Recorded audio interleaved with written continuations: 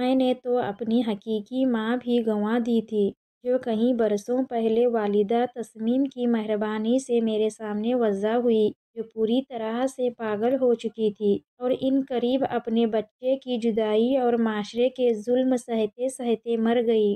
میں اکثر اپنی والدہ تسنیم سے پوچھتا تھا کہ ہم یہاں ویرانے میں کیوں آباد ہیں؟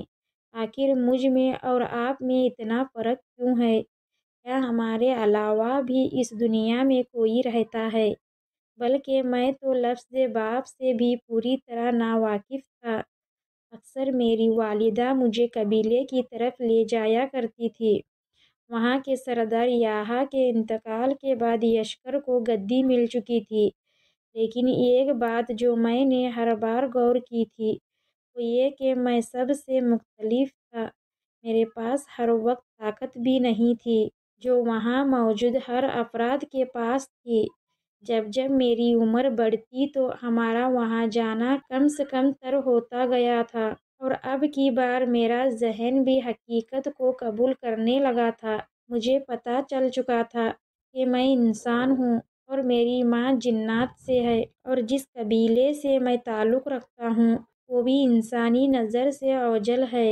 میری ماں نے بڑی مشکل سے میری ضد پر مجھے حقیقت بتائی تھی، جسے سننے کے بعد مجھے اپنے وجود سے ہی نفرت محسوس ہونا شروع ہو چکی تھی، لیکن اس سے زیادہ نفرت مجھے اپنے باپ سے ہو چکی تھی کہ اگر وہ زندہ ہوتا تو میں خود اسے موت کے گھاٹ اتار دیتا، جبکہ مجھے اپنی ماں تسنیم سے بے انتہائی محبت ہو چکی تھی۔ اب وقت کے ساتھ ساتھ مجھ میں انسانی دنیا دیکھنے کا مزید تجسس ابھرا تھا۔ میں بہت کم عمر کا تھا جب میری والدہ تسنیم مجھے میری حقیقی ماں سے ملوانے گئی تھی، لیکن مجھے اب صرف وہ منظر یادوں کے پنوں میں دھندلا ہی دکھائی دیتا ہے۔ جب میری عمر 19 کے قریب پہنچی تو انسانی فطرت سے مجبور میں آزادانہ زندگی بسر کرنا چاہتا تھا۔ گل کہاں ہو تم؟ گل رخ کو اچانک امارا بیگم کی آواز سنائی دی تھی۔ جی ماں۔ اس نے تیزی سے کمرے کا دروازہ کھولتے ہی سن کی طرف جھانکا۔ جی ماں، آپ نے کیوں بلایا؟ گل نے سیڑھیاں اترتے ہوئے کہا۔ بیٹا، میں تمہارے بھائی رحیم کے ساتھ ڈیرہ اسماعیل خاں جا رہی ہوں۔ شازیہ تمہارے ساتھ رہے گی۔ دراصل تمہارے پھوپھو کی طبیعت ناساز ہے، اس لیے۔ اور ہاں، گھر سے باہر مت نکلنا، اور چھت پر کپڑے سوکھ رہے ہیں، دیکھو کتنی زیادہ بادل ہو رہے ہیں، یاد سے اتار لینا بیٹا۔ جی ٹھیک ہے ماں، گل نے بے احتیاطی سے جواب دیا۔ جی ٹھیک ہے۔ نہیں محترمہ، میری تمام باتوں کو اپنے ذہن میں اچھی طریقے سے حفظ کر لو۔ امارا بیگم نے ایک ہلکی سی جھپک اس نے سر پر ماری۔ اف او امی، سمجھ آ چکا ہے مجھے۔ گل نے معوضی ناراضگی دکھائی۔ ماں، ٹیکسی آ چکی ہے۔ باہر سے دوڑتا ہوا رحیم اندر آیا اور اپنی ماں کے ہاتھوں سے سامان اٹھانے لگا۔ خدا حافظ لالا، تمہارے جانے کے بعد گھر میں کافی سکون رہے گا۔ گل نے ہنستے ہوئے اپنے چھوٹے بھائی کو چڑھایا۔ لیکن اتنی جلدی تو جان نہیں چھوڑنے والا، میں تمہارے یہ چند دن کا سکون مبارک ہو تمہیں۔ رحیم نے ایک آنکھ دباتے ہوئے گل کی طرف اشارہ کیا۔ ابھی واپس آ کر تمہارے پر دن بھاری نہ کیے تو میرا نام رحیم نہیں۔ اس نے اب کی بار کندھے جھاڑ کر ایک ادا سے کہا۔ ہو گیا تم دونوں کا؟ امارا بیگم، جو کب سے ان کی باتوں پر غور و فکر کر رہی تھی، ان کے درمیان بول پڑی۔ چلو رحیم، اب دیر ہو رہی ہے، یہ نہ ہو کہ بارش شروع ہو جائے۔ امارا بیگم نے آسمان کی طرف دیکھ کر کہا، جو بادلوں سے بھرا پڑا تھا اور بارش کسی بھی وقت برس سکتی تھی۔ اچھا، اپنا خیال رکھنا، میں وہاں پہنچ کر تمہیں فون کر دوں گی۔ انہوں نے گل کا ماتھا چوم کر باہر کی طرف قدم بڑھائے۔ شازیہ خانم، کہاں ہیں آپ؟ گل نے تھوڑی دیر بعد اپنے گھر کی ملازمہ کو آواز دی۔ جی بی بی۔ شازیہ نے کچن سے جوابی کارروائی کی۔ خانم، میرا کھانا اوپر ہی میرے کمرے میں لے آئے گا۔ گل نے اپنے کمرے کی طرف قدم بڑھاتے ہوئے کہا۔ جی اچھا بی بی۔ شازیہ نے جھٹک کر ٹرے اٹھاتے ہوئے کہا۔ وہ کب سے اس دراز کمرے کی کھڑکی کی طرف کھڑا دور دور تک پھیلی اپنی ریاست کی طرف دیکھ رہا تھا۔ وہ ریاست جسے اس نے ایک چھوٹے سے قبیلے سے ایک عظیم اور نہ ختم ہونے والی شان و شوکت میں ڈھا دیا تھا، یہ سب کچھ بس اس نے اپنے آپ کو مصروف رکھنے کے لیے کیا تھا، لیکن اسے معلوم نہیں تھا اپنی ذات سے جڑی یہ خود غرضی اس کے قبیلے کے لیے کتنی فائدہ مند ثابت ہو سکتی ہے۔ اس کے سیاہ چہرے پر اتنے برسوں سے لگاتار کی ہوئی محنت کی تھکن واضح تھی۔ چہرے پر موجود مسکراہٹ آج بھی غائب تھی، جو نہ جانے برسوں پہلے کہاں غائب ہو چکی تھی۔ اس کی زندگی کی رونق تب ہی ختم ہو چکی تھی جب اس کی جان سے پیاری ہستی اپنی آخری سانس لے رہی تھی۔ اور پھر ان لمحوں کے بعد وہ مسکرانا بھول گیا تھا۔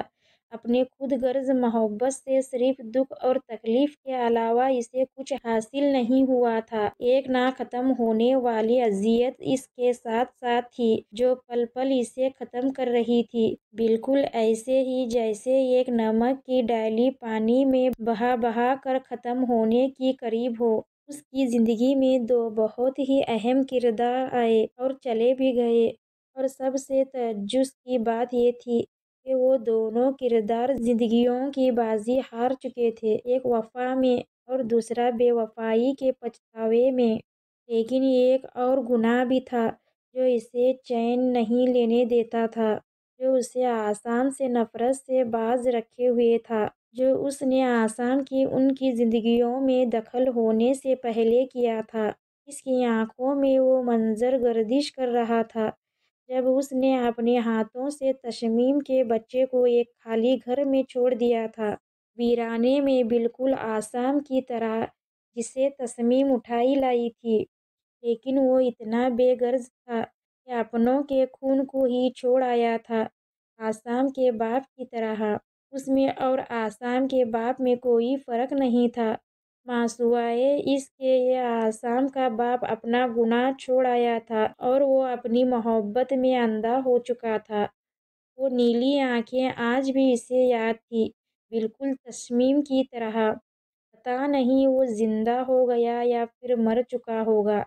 آج تک وہ اس کی تلاش میں تھا، لیکن وہ جگہ اسے بھول چکی تھی، کیونکہ تب وہ اپنی نوعمری کی دور میں تھا، اور ایسی عمر میں کسی کو بھی غور و فکر اور پرواہ نہیں ہوتی۔ اب عرصہ گزر چکا تھا، جیسے جیسے زندگیاں گزر رہی تھیں ویسے ہی جگہیں بھی بدلتی رہی تھیں، لیکن اب بھی وہ اپنی تلاش سے باز نہیں آیا تھا۔ ایک چھوٹی سی امید تھی اس کے دل میں، جس لیے وہ آج تک زندہ تھا۔ اتنی دیر ہو چکی ہے، یہ خانم کہاں رہ گئی ہیں؟ گل نے بستر سے اترتے ہوئے کہا کہ اچانک اسے کچن تک پہنچتے ہوئے سسکیوں کی آوازیں سنائی دیں۔ ارے کیا ہوا آپ کو خانم؟ اس نے شازیہ کو روتے ہوئے دیکھا تو فوراً اس کی طرف لپکی۔ کچھ نہیں بی بی جی، اس نے روتے ہوئے بامشکل کہا۔ ارے آپ بتائیے گے تو پتہ چلے گا، آخر کیا وجہ ہے؟ آپ کے گھر تو سب کچھ ٹھیک ہے نا؟ اس نے فکر مندی سے پوچھا۔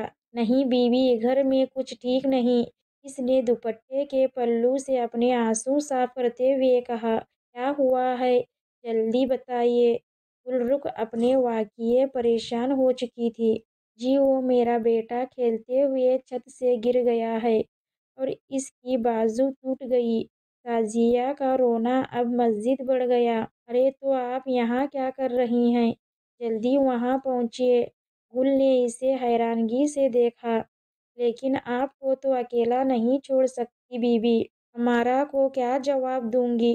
شازیہ نے فکر سے جواب دیا۔ آپ میری چھوڑیں، ابھی فوراً گھر جائیے، میں ماں کو بول دوں گی کہ آپ گھر پر ہی ہیں۔ بلکہ رکیے، وہ یہ کہتے ہوئے سیڑھیاں چڑھتے ہوئے اپنے کمرے میں پہنچی۔ واپسی پر اس کے ہاتھ میں ایک سفید لفافہ تھا۔ یہ رقم لیں خانم، کام آئیں گے۔ گل نے وہ لفافہ شازیہ کے ہاتھ میں تھما دیا۔ لیکن بی بی جی، یہ تو بہت زیادہ ہیں، میں کیسے انہیں رکھوں؟ یہ تو آپ کا بہت بڑا احسان ہے، شازیہ رند ہوتی آواز میں کہا۔ ارے آپ میری ماں کی جگہ ہیں، شروع سے ہمیں پالا بھی ہے، بھلا کوئی ماں پر بھی احسان کرتا ہے؟ یہ کہتے اس نے ایک مسکراہٹ سمیٹی جو شازیہ کے لیے باعث سکون بنی۔ اچھا آپ جلدی کریں، گل نے اسے اس کی چادر پکڑاتے ہوئے کہا جو وہ ہمیشہ باہر جانے سے پہلے اوڑھتی تھی۔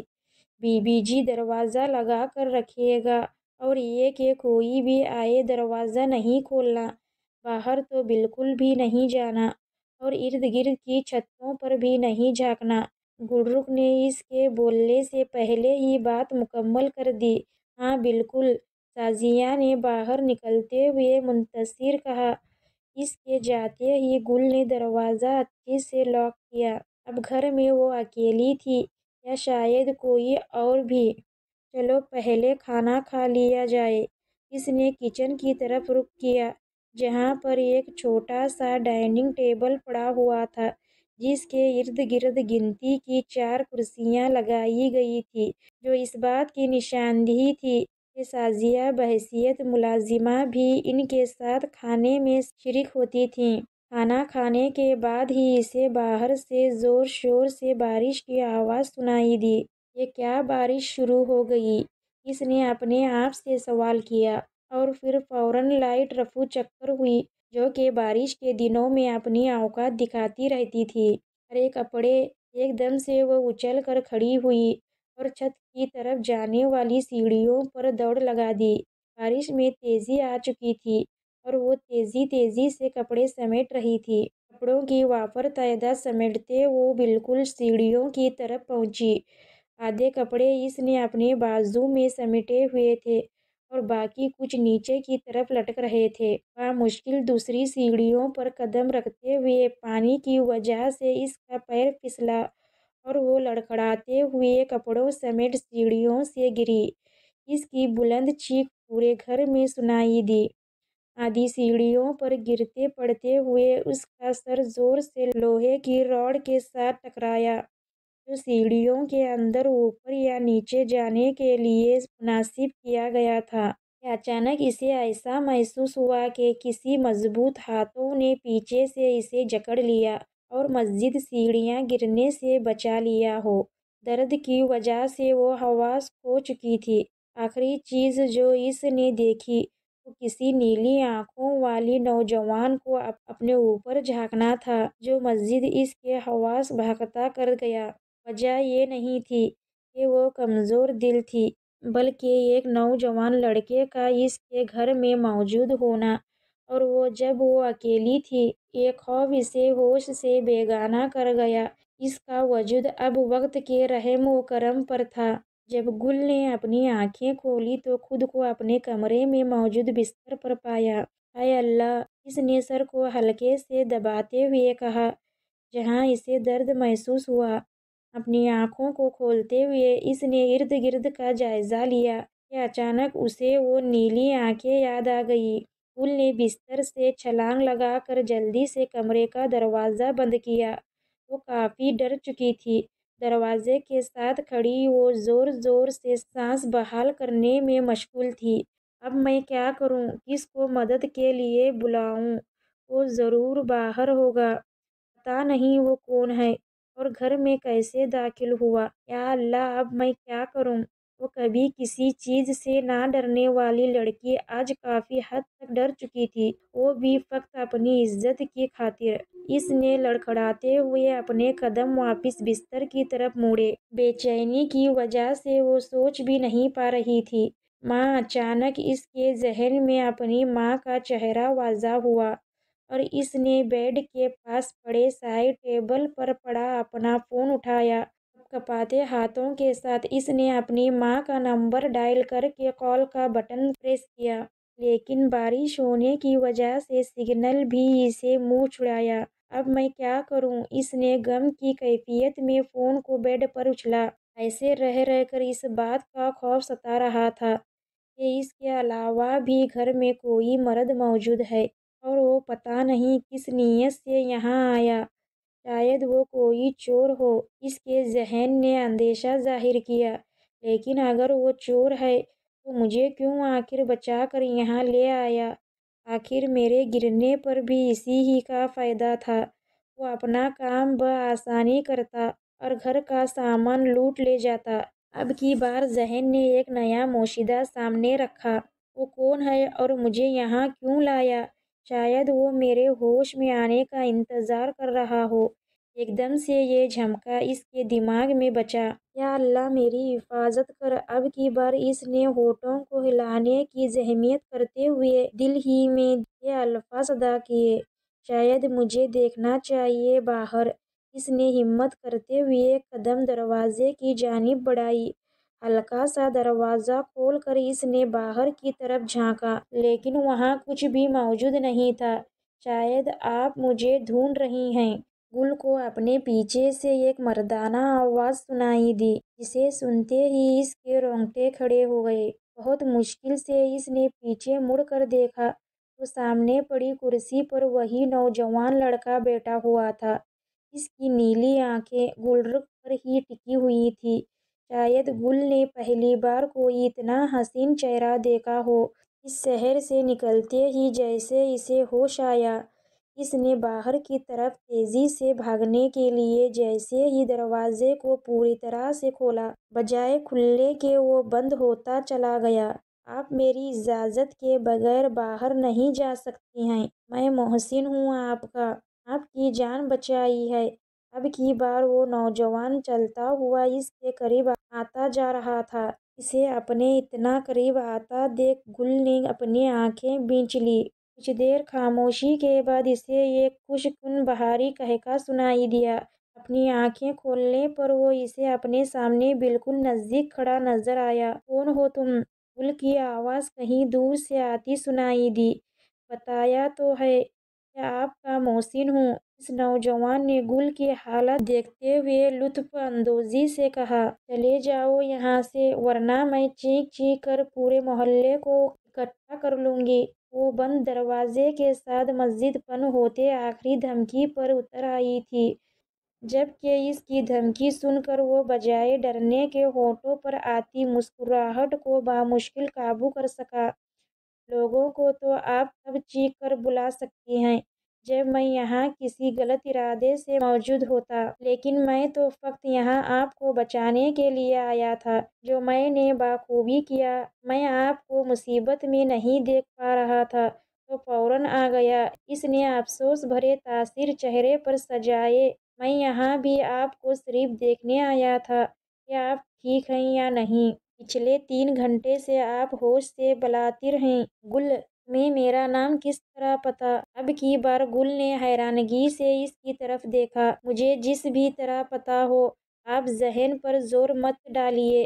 आपके सर में पहले ही तकलीफ है। ये कहते हुए वो दरवाजे के मज़ीद करीब हुआ। दूर रहो मुझसे, गुल ने इसके हरकत करते हुए वजूद को देखते हुए कहा। करीब आ भी नहीं रहा। ये कहते ही इसने गुल के चेहरे की तरफ ऊँका, जिस पर ऐन वक्त ही वो होश से बेगाना हो गई। शायद आपको मज़ीद नींद की ज़रूरत है।